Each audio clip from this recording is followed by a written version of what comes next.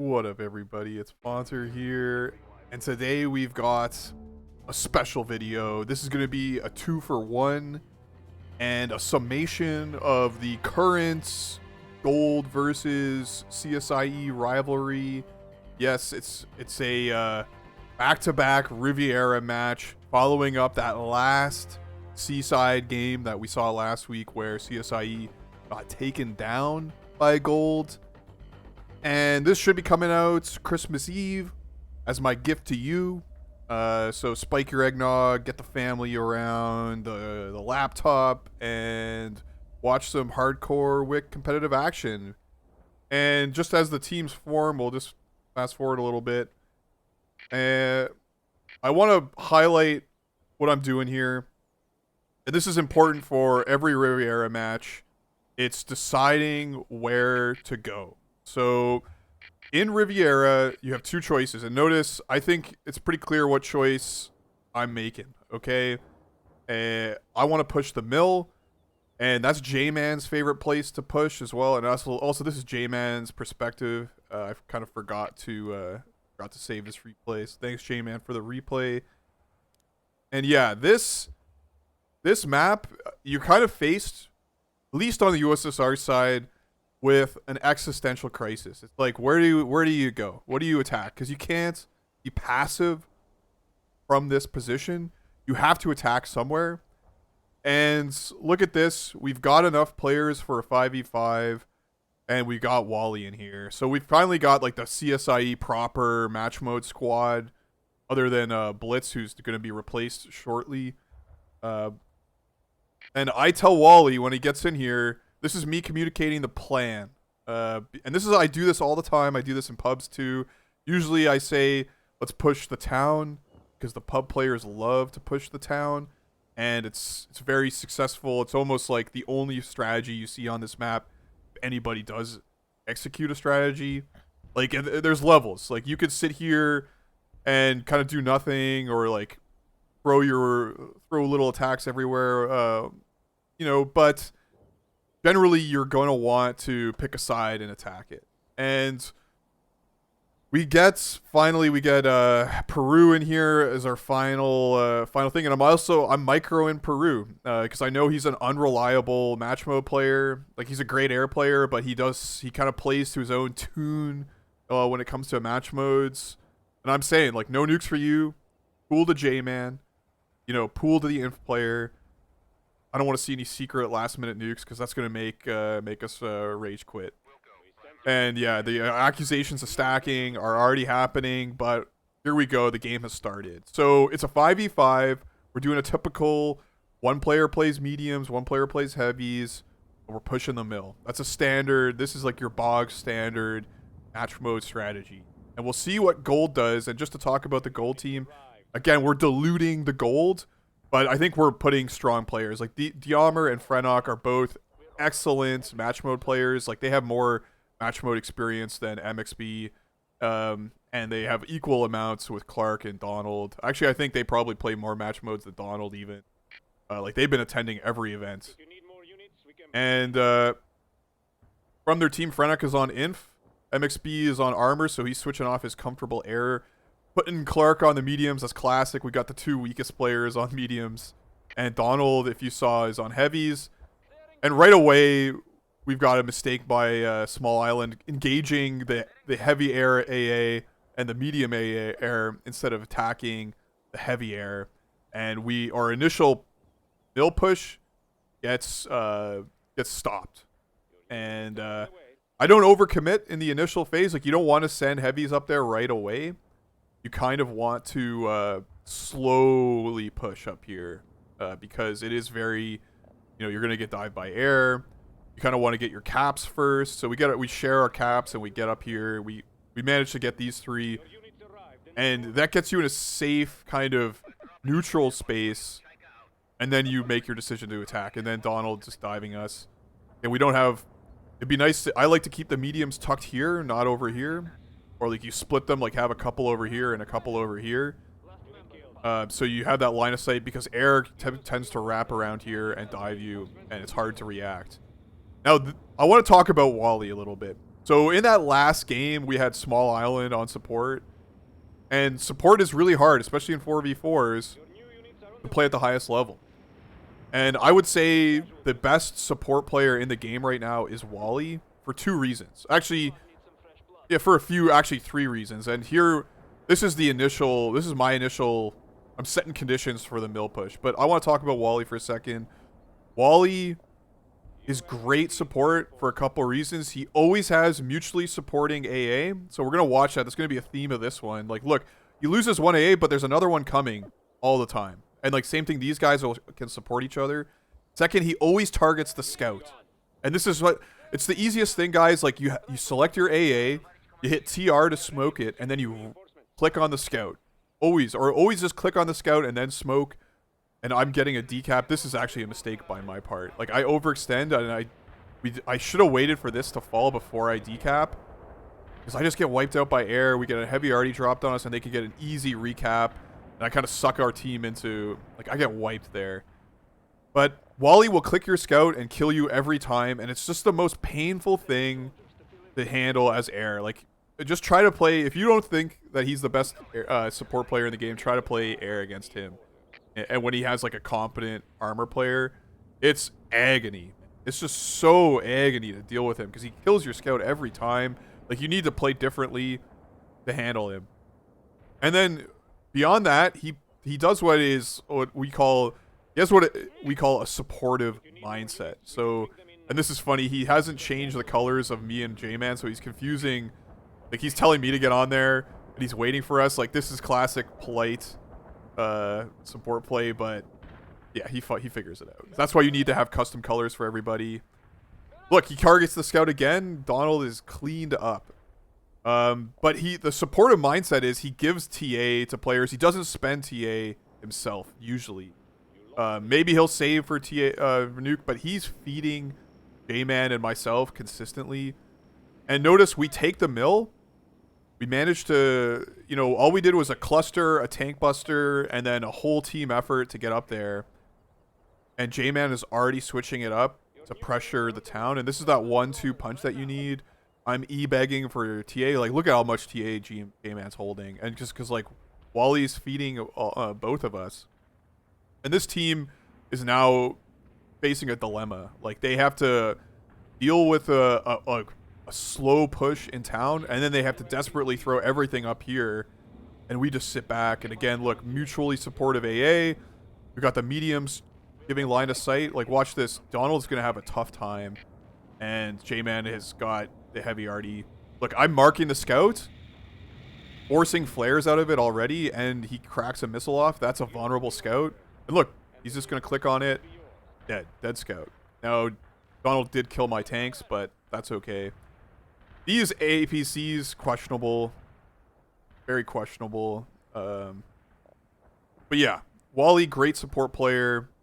Oh, true Chad. They managed to get a cap up here. And here comes our air to clean up.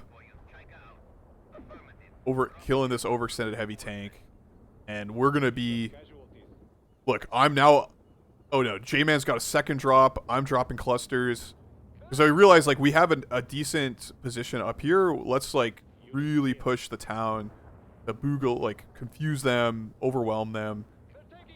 I send a light. Like, we're not overcommitting to this. Just a few sets of drops. I'm doing my own drops up here. This is a good thing you could do as an armor player. Like, I just see some armor players still not doing para drops. Like, the trick is... And look, I'm solo capping here. Hilarious. The trick with the armor player drops is... and look, we're extracting TA out of them. Do it where you're pushing. That's the best place to do your armor drop. Like, this gives us such line of sight. Like, now I can see the air coming. I might also want to turn this guy, like... Turn this guy off so he doesn't shoot and reveal his position.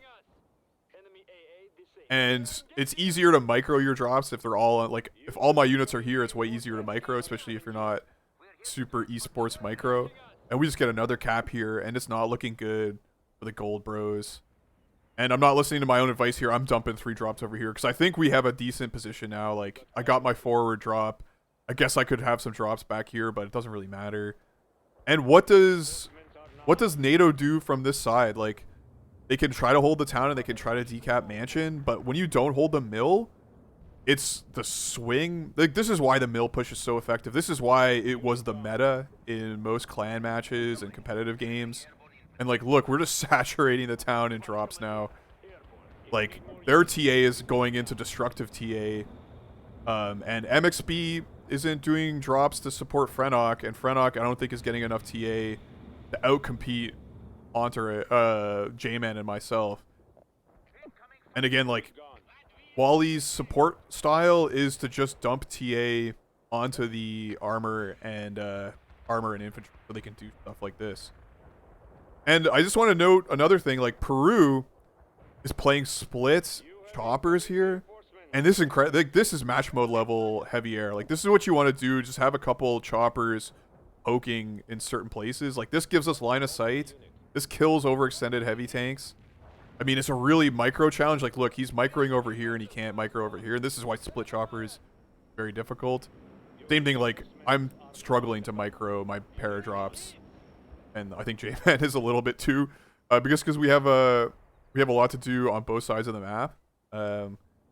But you can see here, like, this is like the split chopper is so effective to just kill these tanks. Like, all you need is one. You don't need a whole set of choppers to give your team the edge in an armor fight. Like, because these guys do so much damage to tanks. Like, yeah, they get the cap, but look, I'm just gonna drive right in, luckily dodging a TB, and we're gonna get another dirty cap a mill. And then in the meantime, we've got this captured. This is gonna be decapped, and it's not looking good for this team. And like, they don't even have enough time to do a nuke on us. And even if they did do a nuke on us, we've got units here and we've got units up here, so even a nuke up here isn't going to be too devastating. And it's that easy to stomp a NATO team. And like, look, these kind of drops pissing in the winds, like when you've got a terrible situation over here. And again, yeah, Frenok, he's got a lot of inf here, but not a lot of armor support. Yammer's doing what he can. Oh yeah, a Clark drop. That's it. What? What? Oh, that's a head scratcher right there. I didn't even know that was Clark's drop. Oh my god. Yeah. Classic Clark. He's the air player, by the way. That should have gone to MXB. Like, MXB should be getting these TA. And yeah, he's trying to get, Peru's trying to get reps off of this guy. And I think, honestly, Wally should just toss an E-rep into him or try to E-rep him a little bit, because I like having this chopper up here for line of sight, even though we have hella drops up here. It's not safe to stand still with reps, because that can happen with the clusters. And yeah, look, they're trying to push up here again, but Clark just got... I don't know what Clark did, but that's you still outscored Small Island. That's game one. That's a pretty devastating defeat for the gold team. And yeah, it's not a full gold team, but these guys have more match mode experience than pretty much anybody in gold anyways. And we've got kind of two players who I don't really trust that much in match modes. So I would say the teams are kind of even. I mean, it is a stack with us, that squad. But that's just game one, guys. Let's go to game two and see if gold can recover. I believe, I'm hoping, I'm crossing my fingers. No, it's not the right one. Oh my god. I think it's the previous. Let's see. Okay, we're crossing our fingers again. Okay. So this we're gonna flip the teams. We flip the teams, and we're also, for some unknown reason, we're doing a 4v4 this time. I don't know why. We'll just fast forward. Again, we're being accused of stacking.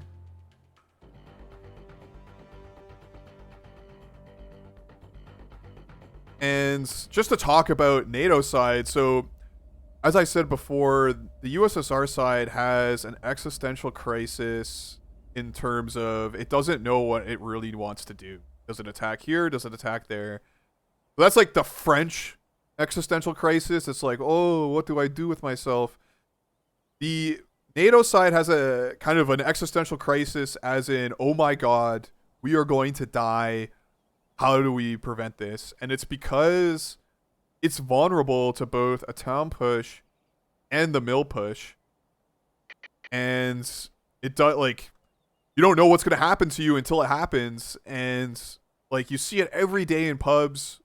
We play this map so much, and this teams on this side always just get completely blindsided. As soon as this gets capped and stuff gets into this town, it just spirals out of control. So again, it's a 4v4. The gold has been diluted even more. So there's only 2 gold players, Donald and MXB. But again, Diamer, like, they're just getting rid of Clark. That's like really a plus anyways. And it's a 4v4 is challenging on this map because of the air. But watch how we manage the air. We have line of sight, mutually supportive AA, snipes the scout. MXB is fucked. He's wiped. And that's all you do. So Blitz did the right thing, splitting the choppers, sights it. We mark the scout. Wally snipes it. And I smoke in time. And look at this. We're sharing caps. Look, I'm waiting for Wally to get on before I cap. Wally waits for us to get on before he caps. Look, it's that easy, guys. We share the CPs. And then look at this. Wally's he's waiting. J-Man gets on. He gets the cap. It's that easy, guys. So this is like a perfectly executed tap. And yeah, we'll see what the gold team does. So it looks like they start with some sort of mill push. And it's mill pushes are a little harder in this configuration without the medium air, because you're really vulnerable to heavy air banging. But we got heavy air banged in that first game because our medium air was kind of clueless out to lunch, getting killed over here when it should be up here. So, but it's clear that they're pushing this side. They're not pushing the town. But J-Man's kind of already ready. He's sneaking infants into here. Like, look at that inf position. Just dominating the center. And he's doing drops. Just saturating the town in drops. And we're sitting here fording everything up. Like, I kind of got this heavy ready because I'm up against Diamer. I've been town pushed by Diamer so many times. And I think this is going to be a good lesson in leadership and, like, the concept of, like, the Schwerpunkt, or like the decisive kind of tack in one location. Because, like, if you saw, like, I put a lot of markers up here. I told the whole team, I communicated to Wally because he came in late, even, we're pushing the mill. And if I was in the USSR position with this team, like, let's say, and I had Diamer, I would just be like, yo, Diamer, we're doing a town push. Because if I'm going up against J-Man and Wally and, like, these kind of, like, CSiE players, like, they play in that match mode mindset where we're expecting hill pushes, like, we're going to put everything up on the mill. You know, so I'm going to surprise them with the town push. It's that easy to kind of, like, have a plan. And then in terms of a Schwerpunkt, like, the Germans always had this concept. I think it was, like, Manstein or Guderian kind of said that they had this thing where they say, boot them, don't splat them. Okay, so you got to put everything in a one kind of push. You can't just, like, spread it out everywhere, especially in a 4v4. You have to gather up all your offensive oomph and throw it in one location. And then you also need to back that up with your TA. So notice what we're doing. Like, we're waiting for them to attack, and they don't attack anywhere. So we dump all our TA to the armor support combo. Your combo drops up here. And why are we attacking here? Because we're trying to pull their attention away from these positions, especially the air. Like, now the air is pinned in the back. They're going to have to change their spawns to react to this. They're going to have to dump drops back here. And that relieves us of pressure on these 2 points. So we can now sit up and develop a nice comfy position. And you're going to see the second stage of our attack. Because, like, they're not attacking us. They're being complete pussies, okay? They're not pushing the mill. They're not pushing the town. That's when you're faced with that kind of, like, they're having an existential crisis in the French mode where they're just sitting there smoking cigarettes, contemplating life, and they're not doing anything. So we have to, like, kind of pressure them and start getting them off balance. And this is going to be a 1-2 punch, okay? So first we distract them, like, look, all their team is sucked back there. And then we're going to start softening up these positions. So already we're making sure that this keeps clear. And then we're going to start clustering and damaging these forts. And I'm pressuring with tanks. I got my tanks in the sniper spot. I got my scout for line of sight. J-Man's got his in for line of sight. Now they do burn out J-Man. That's necessary. Like, as soon as you see infant here, you got to burn these woods. It's necessary. And you also got to keep an eye out on these woods, especially if you're up against, like, someone like General X or somebody.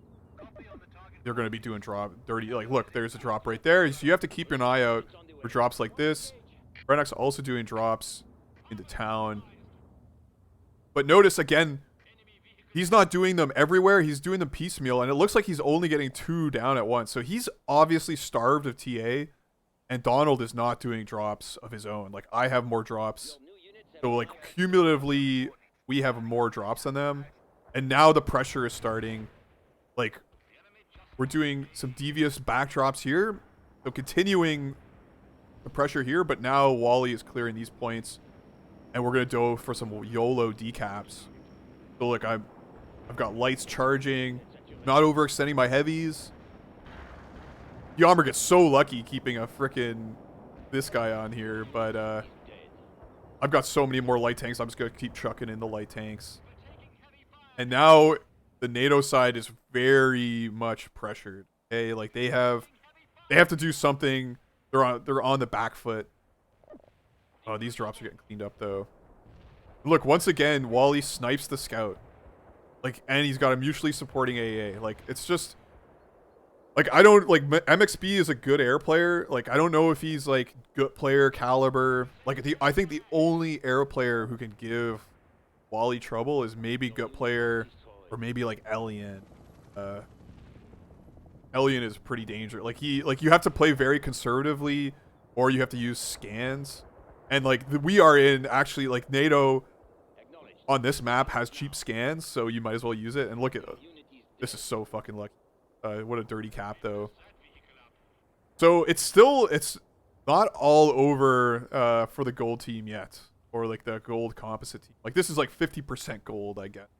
Like fool's gold team. I don't know what the technical term for 50% gold is, but yeah, it's not looking good for them. But you notice, like, they're not spending TA, and we are in the nuke territory now. Like, nukes can happen, and we're just gonna keep pressuring them.